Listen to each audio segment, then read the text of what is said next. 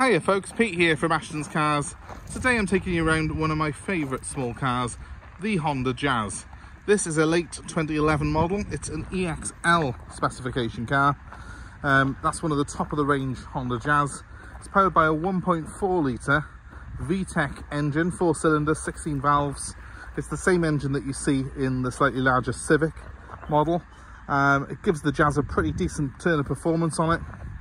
And with the EXL, this is one of the top of the range models, so it's got full leather interior, a nice panoramic glass roof, and 16-inch alloy wheels, as you can see.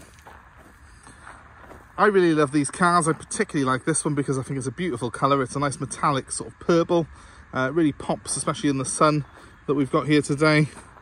And it's in excellent condition. It's had 2 owners from new, this car has. It's done just over 90,000 miles. It's been supplied by Bassett's Honda, who are in Bridgend, so it's a fairly locally owned car all of its life.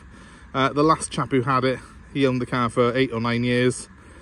He was actually in the car trade himself and has done a majority of the servicing himself on this car. It's very, very well looked after. If anything, it's been over serviced all its life, and the car is nothing short of immaculate condition. I'll take you around it now and show you a little bit more about it, and show you also why I really rate the Honda Jazz. So first off, well, one of the reasons I rate the Honda Jazz is they're superbly reliable. Hondas in general are excellent cars. They're very well engineered. The I-VTEC engines, which this has got an example of, brilliant strong engines. I've never ever had one fail on me, so that goes a very long way in itself. The other thing I like about the Jazz though is that it's a very clever design. It's quite a high roof design, which gives you lots of interior space. It's got a flat floor at the back, which I'll show you in just a sec.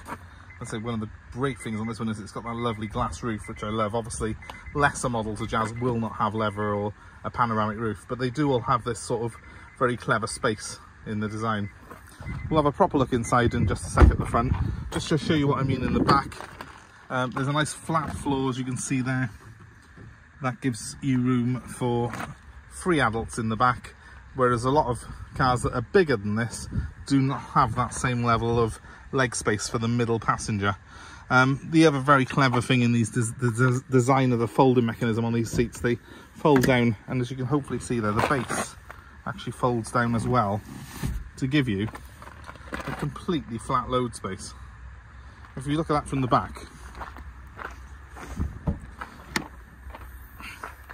you can hopefully see the floor is completely flat from the tailgate right the way to my front seat. That's a very good design. Not many small cars, not many bigger cars have a completely flat floor like that.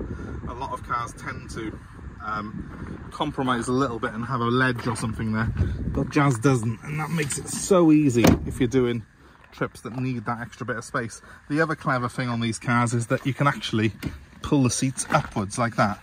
That folds down, and have space to store things in the middle row here, or there is room to store things underneath the seat even when it's in that position. So it's a very versatile car. It's a bit like a mini MPV really. And when you get to higher spec versions like this, which have got the full electrics pack, the pan roof, it is quite a luxurious car with quite a surprising amount of space inside, especially considering that the car itself is not really any bigger than a Ford Fiesta. Even with those seats in place, there is quite a big boot on this car. Again, it's got quite a big floor, flat floor, and you have got little oddsman's trays under here. You can actually, there's more room underneath there to put extra stuff. Lots of extra little compartments. It's just very, very clever. Let's close that down. I'll show you how it looks from the driver's seat. One thing I did want to show you actually on this as well is, look, it's got the factory mud flaps as well as the bigger 16-inch wheels.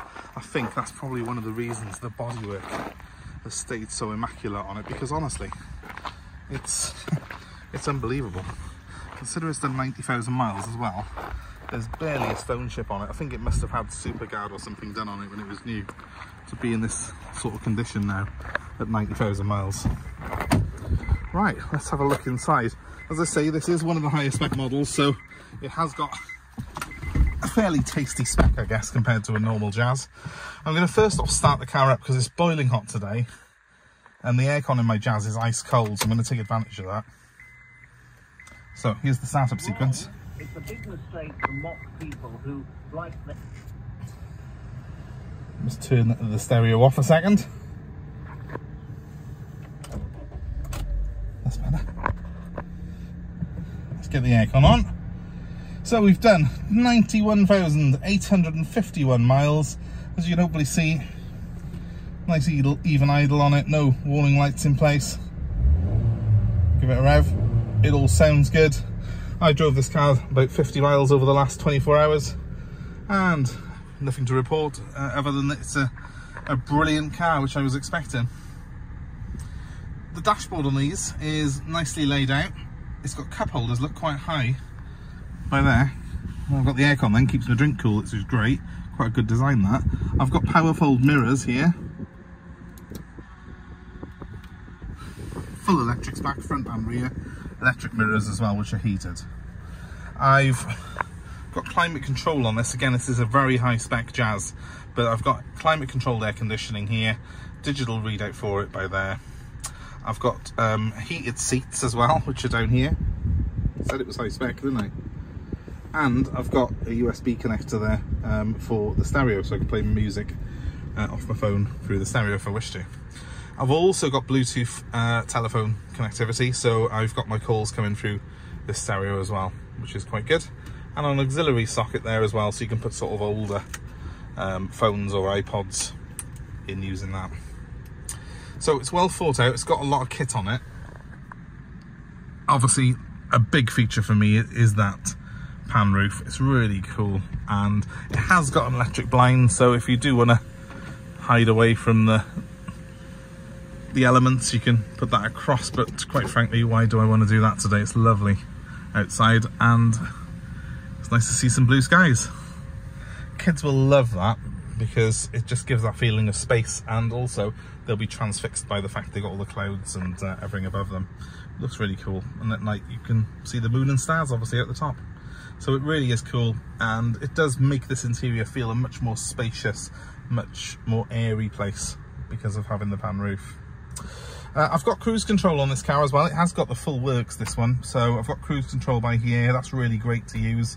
I was using it last night on the motorway, and my stereo controls are neatly put on the left of the wheel. So cruise over here, stereo controls to the left, and trip computer controls as well as my telephone controls on the centre spokes there.